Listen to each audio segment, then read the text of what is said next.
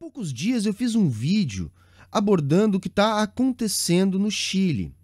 Só que eu não falei especificamente, não contei a história do que está rolando por lá. Eu fiz uma relação com a teoria marxista da dependência para mostrar para a galera que há uma ligação entre os eventos políticos que estão rolando por lá com a economia dependente do Chile. Hoje, então, eu quero contar para vocês de uma outra forma o que está acontecendo por lá. Os protestos no Chile começaram em Santiago depois do anúncio do reajuste da passagem do metrô.